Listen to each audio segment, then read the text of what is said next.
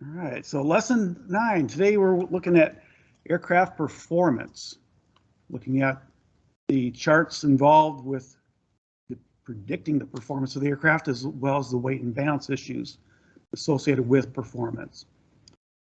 And today we are planning another group activity, the last group activity that we'll have working with performance of the FA charts. So you had an assignment to get to know those charts a lot better, because it's a lot better to listen to me drone on for an hour online than it is in class.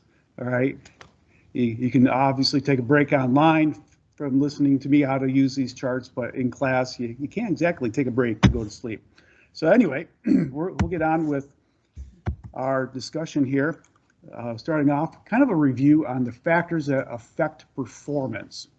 So keep in mind, there's a lot of things on those charts that you already reviewed, and certain factors or conditions apply to them. And we just want to make sure that we're understanding that if we change certain factors, we change our performance of the aircraft, whether that's good performance or bad performance. Little discussion page here if you have some questions to put in. And let's just start off with the basic concept here: air molecules. The more air molecules you have, the more lift you're getting out of the wing, the more power you develop in the engine, and the more thrust you get from the propeller. More air molecules, more performance. Okay? And we think about air molecules, we think about a given volume of air molecules.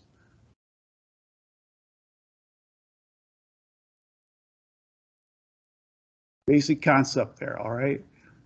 So we talk about performance. The higher up we go, obviously, that altitude is going to affect our performance. But let's take a peek here at just this concept of these air molecules and how they represent pressure. And I've got just a quick video here.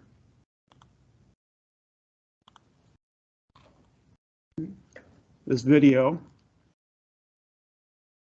is just going to go with the basic concept. When we say the altimeter setting is a certain number of inches of mercury, that's representative of a measurement of, and this video is going to show you how they did that, because there's a lot of students that really don't understand inches of mercury. Our equipment today allows us to measure pressure without doing this method here, but quite literally, a long time ago, they used a bowl of mercury and they used a tube. And they were able to measure how far up that mercury rose in the tube. So let's just take a peek here. On your right, you see your mercury. You got the tube full of mercury. We're going to invert the tube and put it into the bowl of mercury. And then we recognize that physics will say the level of mercury in the tube will balance with the mercury level inside. But that vacuum is created so it doesn't all come out of the tube. There's actually air pressure now that's pushing down on top of that bowl of mercury. And the more pressure that's exerted, the higher the column rises, or if there's less pressure, then the column goes lower in the tube. So that's all atmospheric pressure. So we can see sea level pressure. And going up to a higher altitude then, less air molecules, less weight of the air pushing down on the liquid in the bowl. So the mercury doesn't rise quite as high. There's your concept there for altimeter setting for pressure. So keep in mind, we are talking about how much air you have packed together in a given volume, and all those air molecules then have a certain weight. So even though we say the volume of air, each volume of air can be measured and have a weight of those air molecules. So that would be an FA test question there that talks about the weight of the air molecules, depending upon the performance of the aircraft and the engine.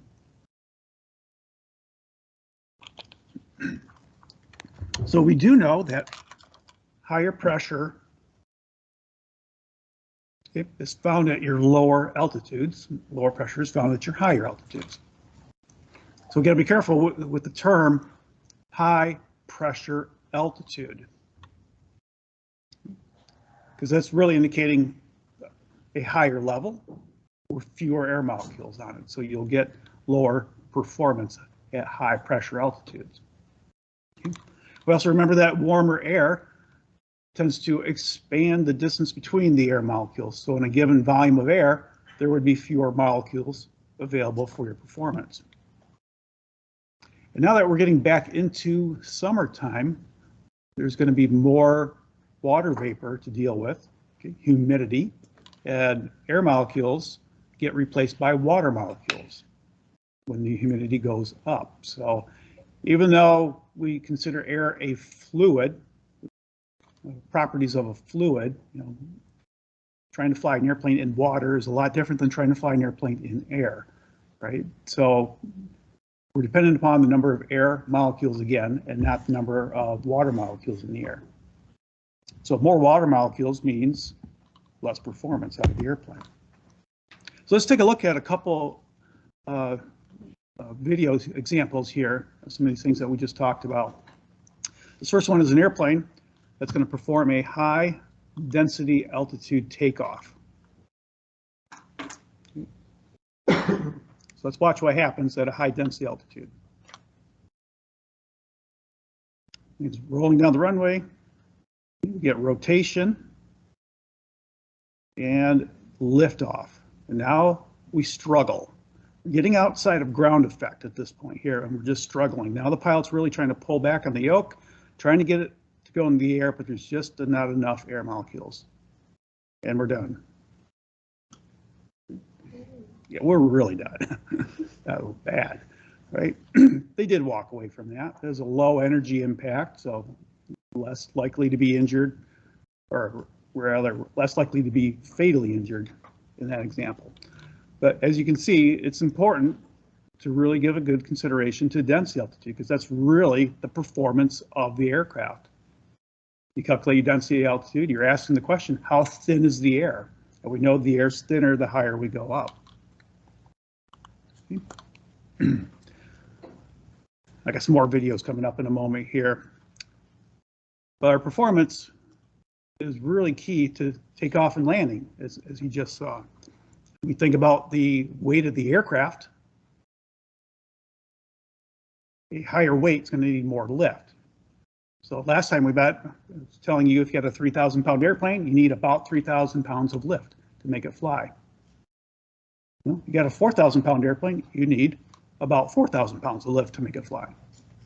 It's kind of a simple thought there. While you're on the ground, though, you can't generate lift with angle of attack. You have to generate it with your airspeed. In other words, you got to get your true airspeed faster to generate the lift. So we're really looking at Bernoulli here, just to get off the ground.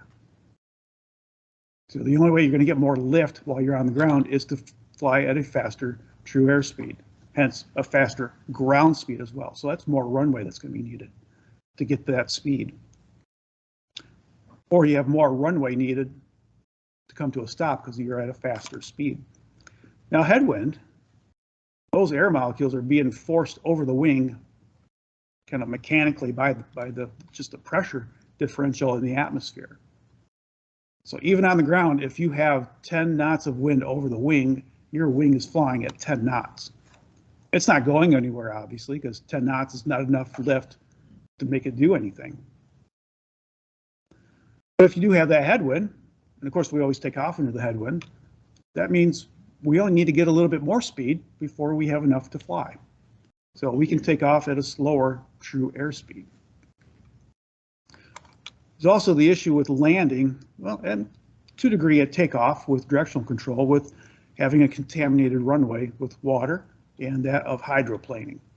So FAA test question does talk about when will an airplane hydroplane, where our formula is to take the square root of the tire pressure and multiply by 9.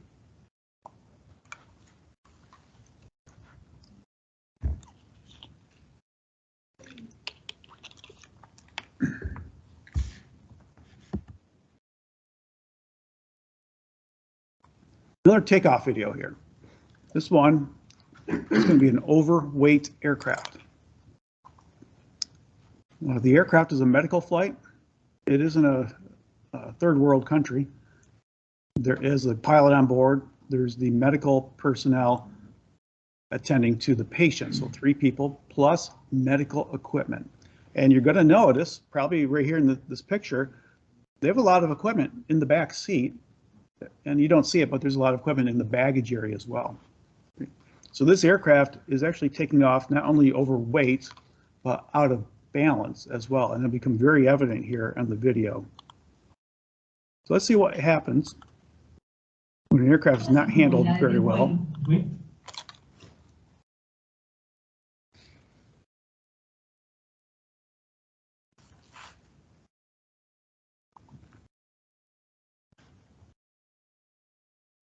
It looks like the patient's in the front seat. Looks like the medical attendant's in the back seat. Just looking at the strut on the nose gear, it is extended greater than normal because it's tail heavy. When we take off, the pilot is forgetting right rudder, and they're correcting for the yaw with wing down method. That creates a lot of drag, by the way. They come out of ground effect, and because they're overweight and out of balance, they just don't have the lift they need to get going. It goes from bad to worse here, just a moment, as we all that fuel, just ignited. No idea if the people got out of that or not. Right? Get another low energy impact, that's survivable. The post-flight fire reduces those odds there. So it's very important that you are balanced and within the weight envelope. You can't take off if you're outside that envelope. You would be operating the aircraft outside of the regulations that state you have to be within the parameters set forth by the manufacturer. So that is important. And we did lose a student from WMU about 12 years ago.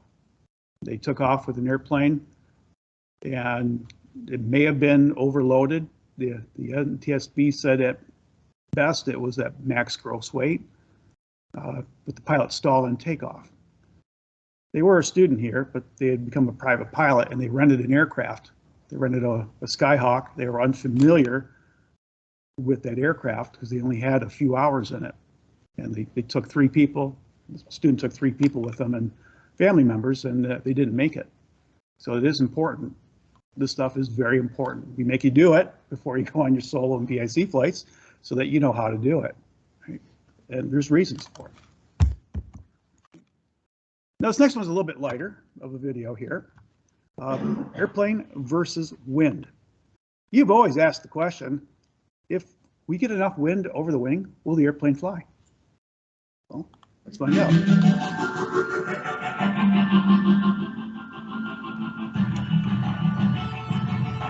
This is over in Europe somewhere.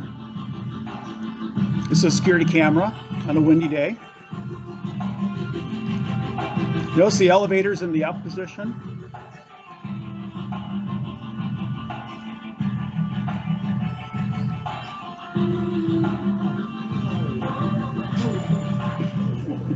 There you go. So answers that question once and for all. Yes. Tie down your airplane on windy days, all right? All right. Yeah, I found another one. All right. This is an airplane landing, because you probably asked the question now, can I do a vertical landing? Well, let's find out. This is up in Alaska. You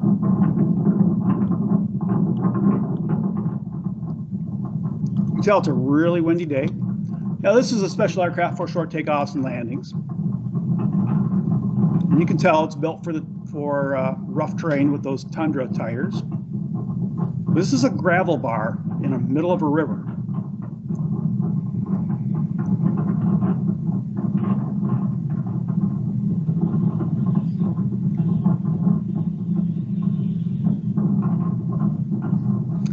Zero feet. There you go. Yes, you can land vertically too. All right. They have lots of competitions Alaska and other parts of the country, these type of aircraft come in, and they typically, have first place winners at 7 feet of landing distance. Very typical, right? Incredible skill, dangerous though, risk, big risk, okay? Pilots aren't always successful, and you'll see videos of one pilot coming in, and then they did something wrong, and they nosed over. Yeah, and went upside down. So, bad things do happen. But yes, you can do it. You got to be skillful though to do it.